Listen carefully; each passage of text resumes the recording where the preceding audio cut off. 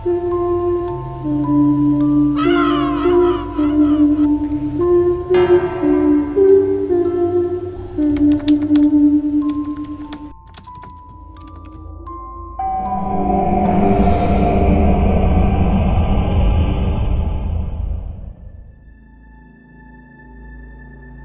mapayapang araw po sa inyo, Misteri, at sa lahat po ng inyong mga tagapakinig.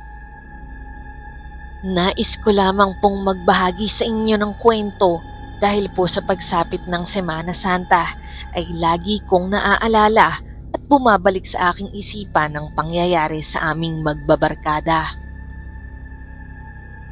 Bago po pala ang lahat, itago niyo na lamang po ako sa pangalang Emily. Fresh grad ako nang mangyari itong kwento kong ito, Misteri.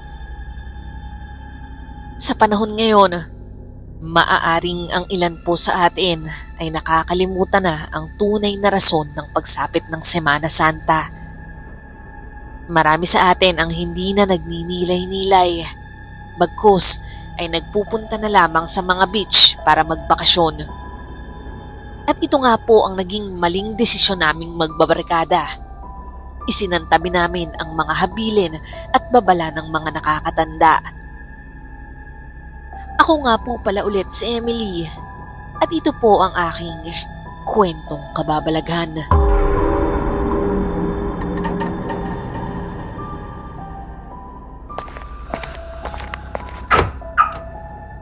Ano? Kulang pa ba? Baka tanghaliin na tayo sa biyahe. Wala pa nga si Emily eh. Baka hindi siya pinayagan ni tita. Oo nga, Sid. Alam mo naman si tita, masyadong mapapaniwalain sa mga kasabihan.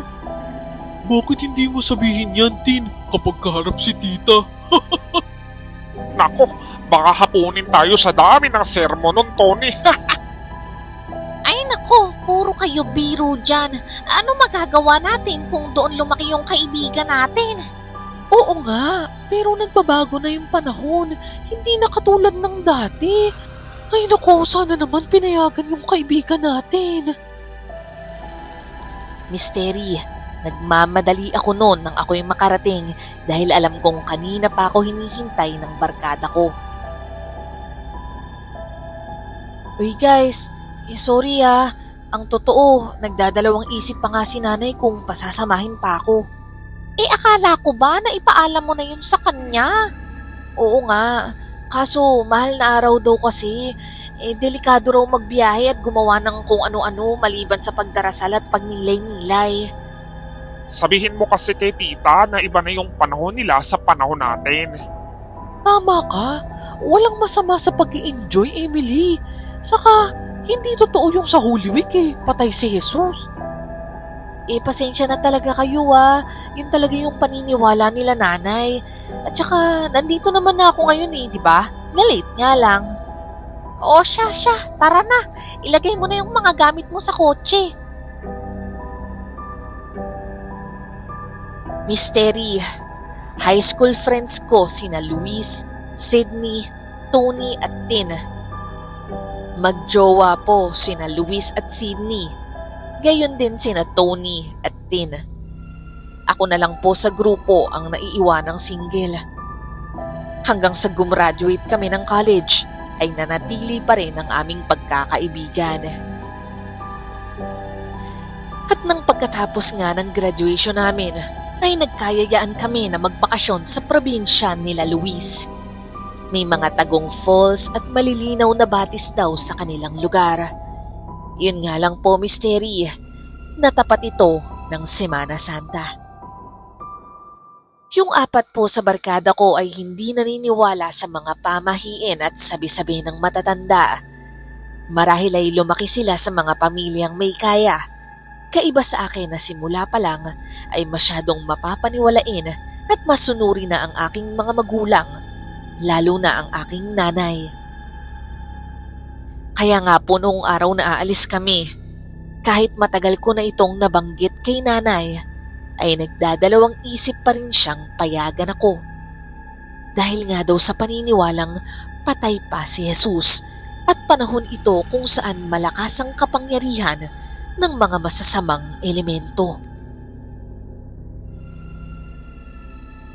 Dahil nga sa mayayaman ng mga barkada ko, ay madalas nila akong naililibre sa mga gala at lakad namin. Laging dala ni Luis ang kotse ng kanyang papa tuwing kami ay may galaan. Wala na akong masasabi sa kabaitan ng mga tropa ko, Misteri. Kaya naman noong yayain nila ako, ay hindi na ako nagdalawang isip na sumama sa kanila. Isa pa, maganda raw manood ng sinakulo sa lugar nila Luis tuwing Semana Santa. Sa biyahe, hindi ko maiwasang mainggit sa kanila dahil madalas ipinamumuka nila sa akin na dapat daw may jowa na ako para hindi na raw ako ma-OP tuwing kami ay may lakad. Alam nyo, wag nyo na akong intindihin. Masaya na akong pagmasdan yung tanawin sa labas. Bakit kasi hindi ka pa magjowa, Emily? Oo nga, Ems. Para naman may makasama ka na sa mga ganitong lakad natin. Hayaan nyo na. Huwag nyo na akong demonyohin, ano. Alam nyo naman na hindi pa papayag si nanay sa ganyan. Si tita na naman ang tinahilan mo. Minsan nga, kakausapin ko na talaga yung si tita para matauhan na siya. Oo nga pare, kausapin mo na nga. Para naman hindi na nag-iisa kang kaibigan natin. Sasamahan pa kita kay tita. Ano, tara? Manahimik nga kayo dyan. Buti nga sumasama sa atin si Ems kahit na awkward na sa kanya na makita tayong ganito. Kaya nga, kahit secret lang na may jowa ka, Ems, hanapan na kita? O di kaya, baka naman sa lugar niyo, Luis, may matipuhan tong kaibigan natin. Baka merong gwapo dun. Ang totoo niyan, hindi lang naman dahil kay tita kaya single yung kaibigan natin. Di ba, pihikan masyado yan sa lalaki. Oo nga, ang dami ko nang nireto sa'yo, Ems, wala ni isang pumasa. Ano ba hanap mo, prinsipe? Masisisi nyo ba ako kung hindi ko sila gusto? Naku, buti na lang nilibre nyo talaga ako. Kung hindi, kanina ko pa talaga kayo nilayasan. Angil ko sa kanila. Wow, ang taray Kaya hindi ka nagkakajowa eh. Ay nako, tama na yan. Baka mapikon lang si Im sa atin, ano? Pero ako, pinagdarasal ko talaga na may dumating ng lalaking magpapatibok ng puso mo. Ako rin. Wish ko rin talaga yun. Para masaya na tayong lahat. Natahimik na lamang ako sa mga kaibigan ko.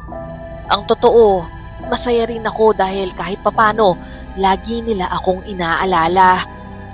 Kahit minsan parang pinapangunahan nila ako, pero naa-appreciate ko naman yon kasi alam ko, concern lang talaga sila sa akin. Luis, malayo pa ba tayo? Alam ko, malapit na tayo. Alam mo, anong ibig mong sabihin? Ang dami na kasing mga bagong tayong bahay dito sa lugar namin, hindi ko nakabisado. At saka mula nung lumipat kami sa Maynila, hindi na ako gaanong nakakabisita dito kaya nakalimutan ko na yung daan. Hindi naman ako nung nagdadrive dati para makabisa ko. Parang kanina pa tayo paikot-ikot dito eh. Sobrang init na din. Uy, tignan niyo, oh. May magandang batis doon. Maligo kaya muna tayo. Oo nga, good idea, Sid. Tama, parang ang sarap maligo. O sige, wag lang tayong magtatagal at baka abutan tayo ng dilim.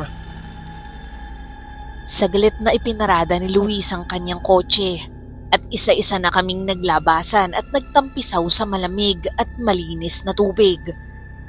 Tuwang-tuwa kami habang naiibsa ng init na dulot ng panahon.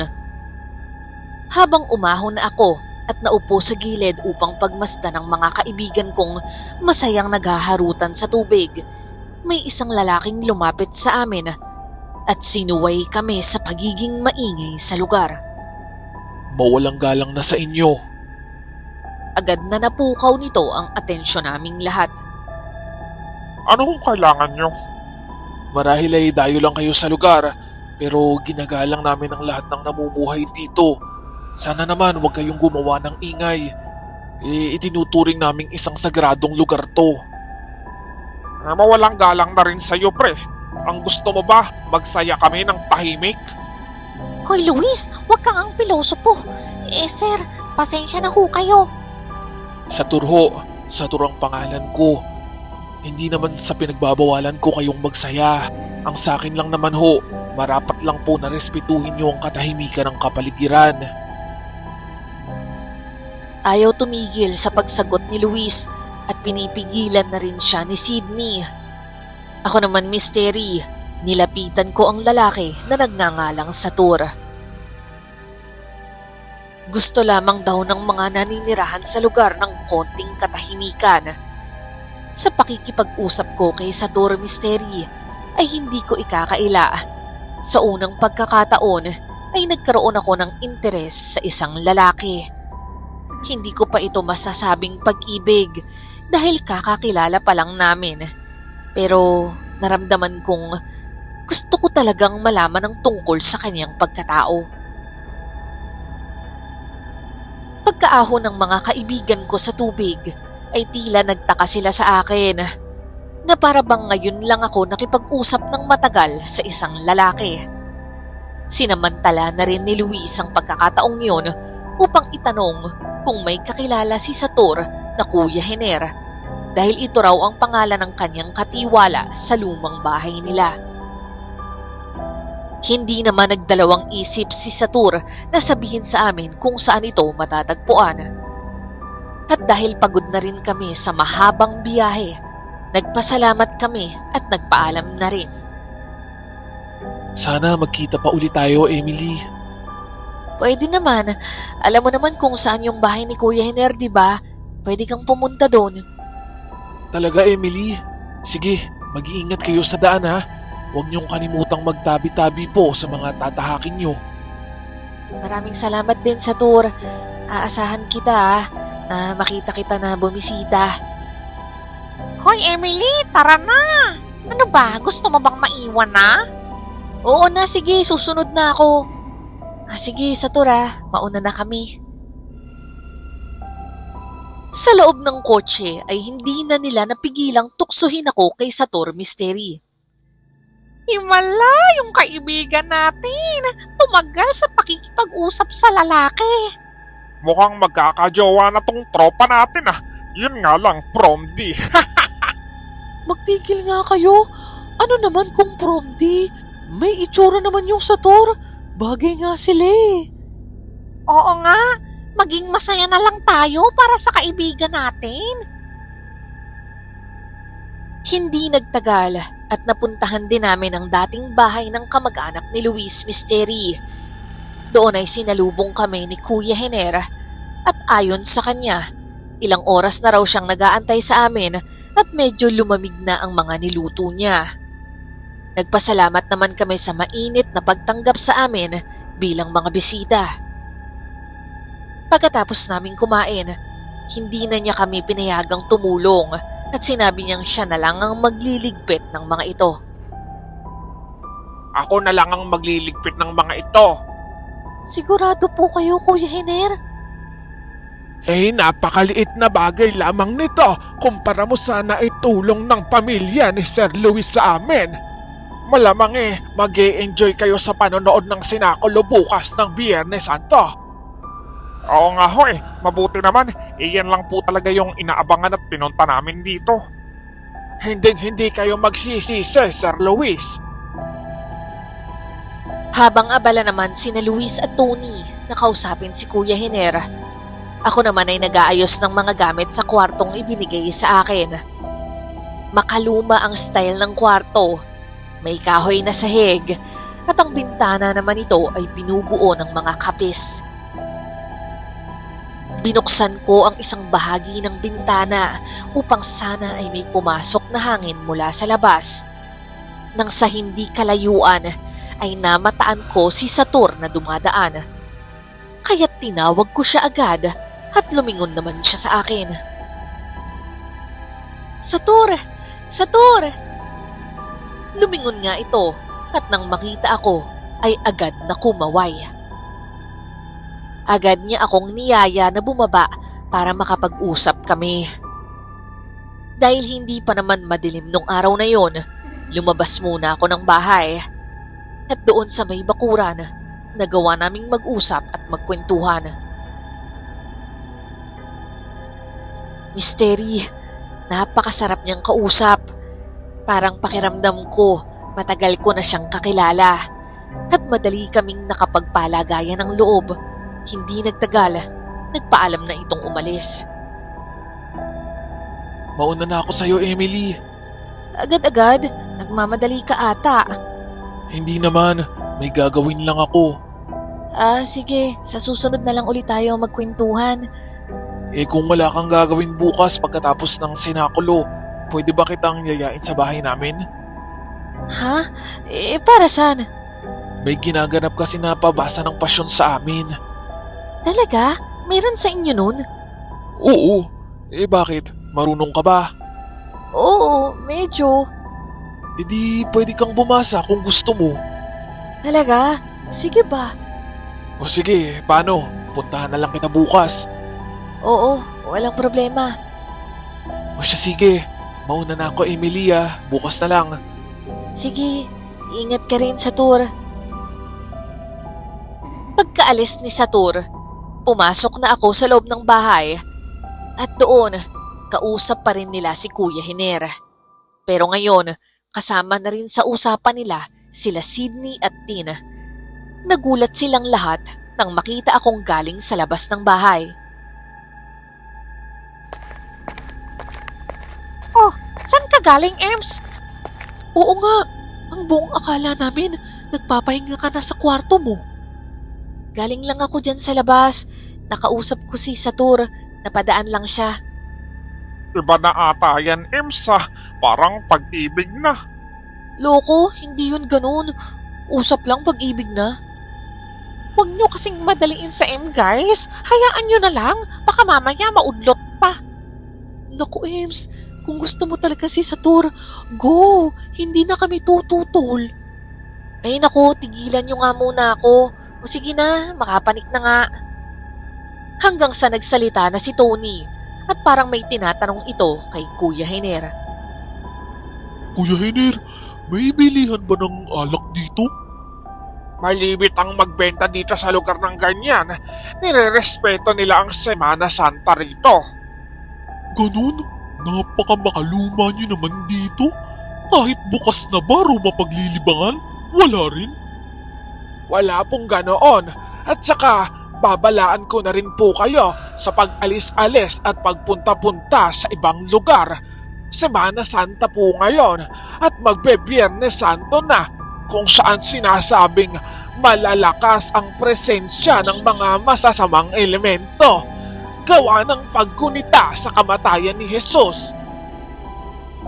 Kuya Hiner, kaya nga kami umalis sa Maynila dahil sa ganyang paniniwala. Marapat na po kayong mag-ingat mga sir at ma'am. Mas gusto nila ang mga dayo sa lugar kaysa sa lokal. Wala namang masama kung makikinig kayo paminsan-minsan at palipasin na lang muna ang Semana Santa. Palilipasin nga namin, Kuya Hiner. Paglipas naman nun, pauwi na rin kami ng Maynila. Hindi wala rin kaming nagawa. Yung mga artista nga, nagbi-beach pa tuwing Semana Santa. Nagpa-party. Pero wala namang nangyayari sa kanilang masama. Iyon ay paalala at babala lang naman ho. Nasa inyo na kung susundin nyo o hindi. Sige, salamat ulit Kuya Hiner. Magpapahinga na muna kami. Sige ho, nasa ibabang kwarto lamang po ako. Mag-uumpisa ang penitensya at sinakulo bukas ng umaga. Pagpasok ko sa kwarto, saglit akong kinabahan dahil sa mga kwento ni Kuya Hiner sa amin. Ganon din ang mga tagubili ni Nanay na malakas daw ang presensya ng iba't ibang nilalang tuwing Semana Santa. Kaya naman, nagdalawang isip ako kung sasama ba ako bukas kay Satur.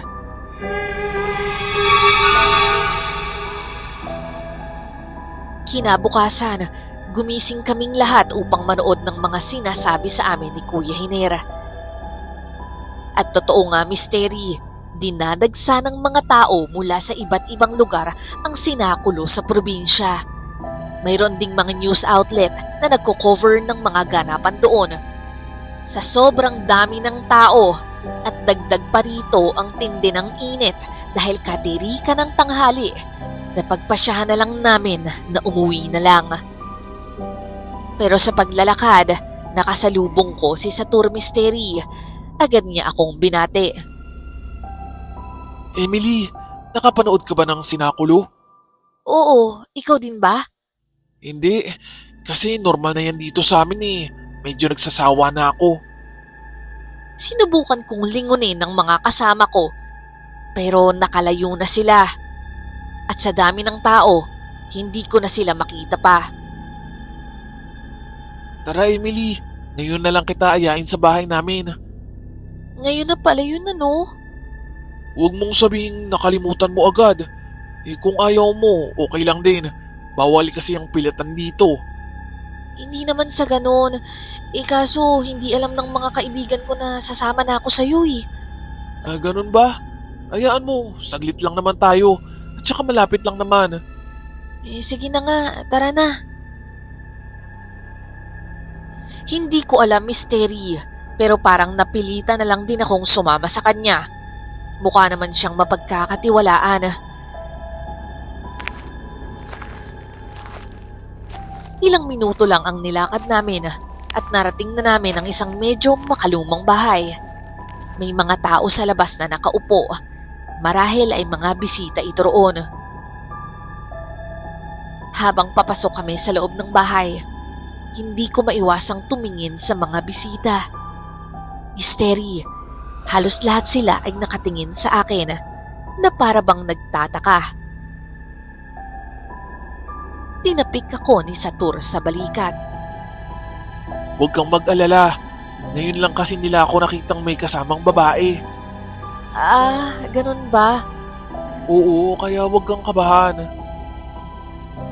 Pagpasok namin sa loob ng bahay ay may mga bisita rin. Doon sa may bandang sulok ng bahay ay naroroon ang mga matatandang nagsasagawa ng pabasa. Marami pa atang bumabasa na matanda, Emily.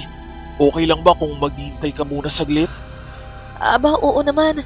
Nakakahiya naman kung mauuna pa ako sa kanila. Salamat. Kung gusto mo, kumain ka muna habang naghihintay. Naku, wag na. Okay lang ako. Sige na, subukan mo lang tong ginawa ng magulang ko. Wala naman tong lason. Binigyan niya ako ng plato at hinayaan niya akong magsandok ng mga gusto kong kainin. Sa totoo lang, Misteri, nainis ako kay Satur dahil kung bisita talaga ang turing niya sa akin, dapat siya na ang kumuha ng pagkain para sa akin, hindi po ba? Pero hinayaan niya lang ako. Kaya sa inis ko, matigas kong kinuha sa kanya ang plato at ako na ang nagsandok ng pagkain. Saglit lang siyang nagpaalam sa akin para kumuha ng tubig sa loob ng kusina. Galit ko siyang sinagot ng oo at pinagpatuloy ko na lang ang pagsandok. Habang ginagawa ko yun, napansin kong yung mga bisita ay nakatingin sa akin. Parang may kung ano sa kanilang mga mata na hindi nila masabi. Yumuko na lang ako sa sobrang hiya. Nung makasandok na ako ng konting pagkain, umupo ako sa isang sulok at doon nagsimulang kumain. Misteri, hindi ganoon kasarap ang pagkain nila.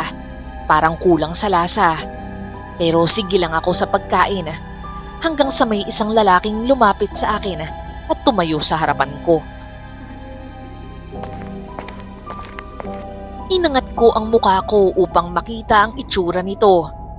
Isang lalaki na nasa edad 18 hanggang 22 ang gulang. Ang mukha naman nito ay nababalot ng pagtataka at pagkakabalisa. Nagtaka ako sa mga sumunod na sinabi niya sa akin. Anong ginagawa mo rito? Ha? Bakit po? May masama po ba? Bakit? At anong ginagawa mo dito? Paulit-ulit ang tanong nito sa akin. Pero ngayon ay parang tumataas na ang boses niya. Inimbitahan ako ni Satur dito. Miss, hindi ka dapat nandito. Anong ibig mong sabihin? Mabuti pa, umuwi ka na at huwag ka nang babalik pa dito. Kuya, pasensya ka na. Pero hindi ko na natapos ang sasabihin ko nang bigla niyang tinabig ang plato na hawak ko. Dahilan upang matapon ang pagkain. Nagulat ako at nagalit dahil sa kabastusan na inasal niya sa akin. Kuya, ano bang problema mo? Mabuti pa, umalis ka na dito kung ayaw mong habang buhay makulong sa lugar na to. Doon ay parang natakot ako sa kanyang sinabi, Misteri. Para kasing may pagbabanta at pananakot na yon. Umalis ka na bago pa mahuli ang lahat. Magpapaalam lang ako kay Satur. Umalis ka na.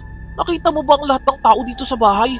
Tulad mo rin sila bago sila makulong sa lugar na to. Kaya umalis ka na, pakiusap. Dahil sa pagkabigla, tumayo agad ako mula sa pagkakaupo at napalabas agad ng bahay.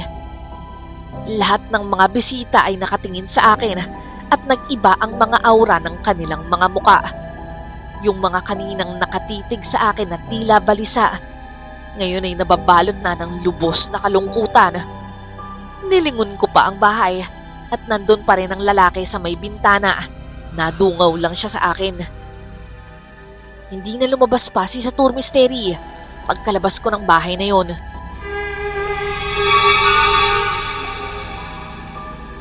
Pagdating ko ng bahay nila Luis, gulat na gulat ang mga barkada ko nang makita nila ako. Sina Tin at Sydney ay biglang yumakap sa akin at nagsimulang mag-iyakan. Diyos ko, Ems! Saan ka ba nagpunta? Oo nga, Ems. Tinakot mo naman kami. Ramdam ko ang malakas na pagkabog ng dibdib nila habang yakap ako at umiiyak. Sandali, hindi ko kayo maintindihan. Bakit ba ganyan yung reaksyon nyo? Mahina ko silang tinulak dahil naguguluhan ako sa mga inaasal nila. Ems, saan ka ba nagpunta? Kahapon ka pa namin hinahanap. Anong kahapon? Magkakasama lang tayo kanina. Nanood tayo ng sinakulo, di ba? Anong pinagsasasabi mo, Ems? Isang araw ka nang nawawala. Sabado na ngayon. Doon ay parang nabingi ako sa sinabi ni Sydney. Umalis na nga si Kuya Hiner para tumawag ng mga pulis dahil magbe-24 oras ka nang wala. Alam nyo, kung binibiro nyo ako, wag ngayon ha. Anong biro, Ems? Kabang-kaba na kami ditong lahat. Nagpapanik na nga kami dahil ang tagal mong wala. Tatawagan na nga sana namin si tita. Oo nga, Ems. Ikaw siguro ang dapat magsabi sa amin kung saan ka galing. Bago pa ako makasagot, biglang bumukas ang pinto at nandun si Kuya Hiner. Nagulat siya nang makita ako at mabilis na lumapit sa akin. Iha, saan ka galing? Sabihin mo kaagad kung saan. Bigla akong nakaramdam ng matinding sakit sa tiyan, Misteri. Kakaibang sakit na parang hinihila ang mga bituka ko sa loob.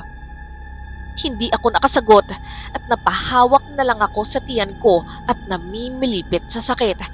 Pero hindi ako binitiwan ni Kuya Hiner at inulit ang tanong. Emily, saan ka nang galing? Sagutin mo ako. Ems, ano bang nangyayari sa'yo? Mabuti pa, dalhin na natin siya sa ospital. Kukunin ko lang yung susi. Sandali lang, hintayin muna natin ang kanyang sagot. Sagutin mo ako, Emily. Saan ka ba galing? Mamaya niyo na ho siya tanungin, Kuya Hiner. Ang mabuti pa, dalhin muna natin siya sa doktor. Sagutin mo ako bago mahuli ang lahat. Misteri, naramdaman ko ang kagustuhan ni Kuya Hiner na marinig ang sagot ko. Kaya kahit nababalot ako ng sakit, sinagot ko ang tanong niya. Inimbitahan ako ni Satur sa kanila. Sinong Satur? Kusa ka bang sumama sa kanya? Taga rito sa lugar niyo si Satur. At oo, kusang loob po akong sumama sa kanya. May pinakain ba siya sa iyo? Sagutin mo!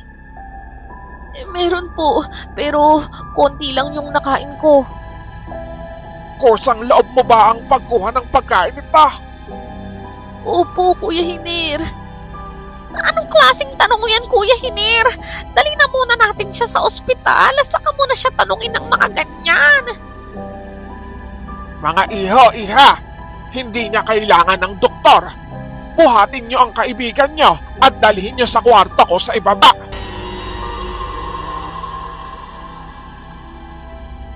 Nagkatinginan ng mga kaibigan ko sa pagtataka sa sinabi niya.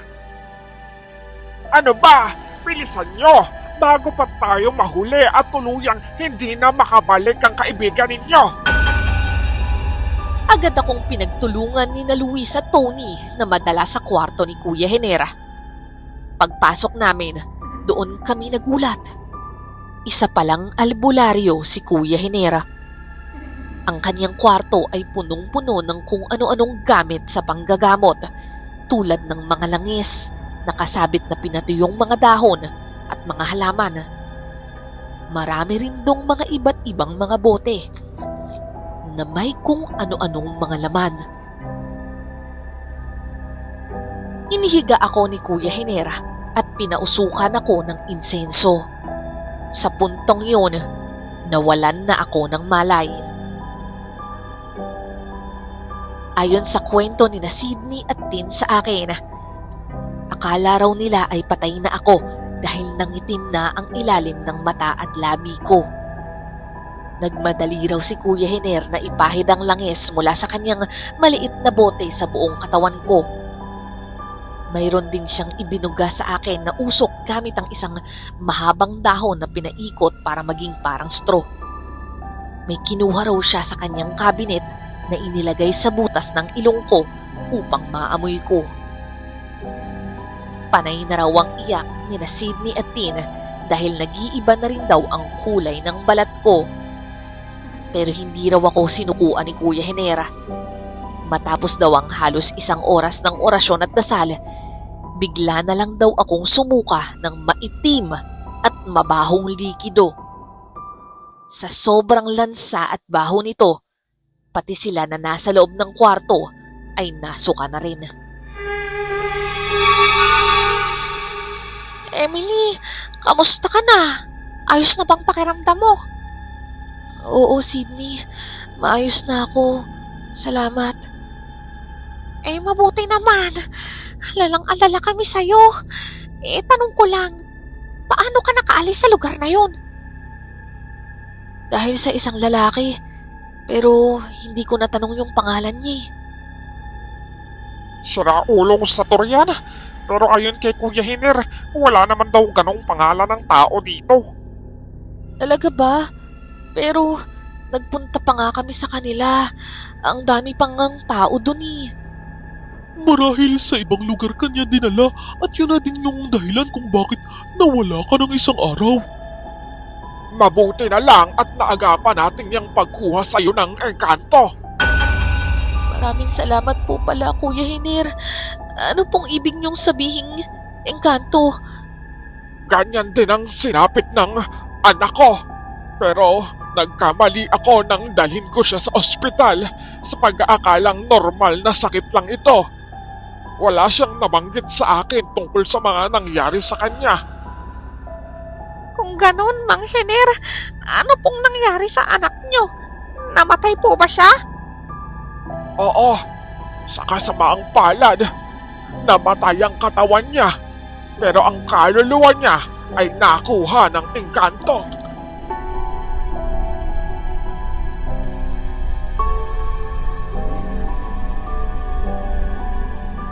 Pwede ko po bang makita ang itsura o may larawan po ba kayo ng anak niyo?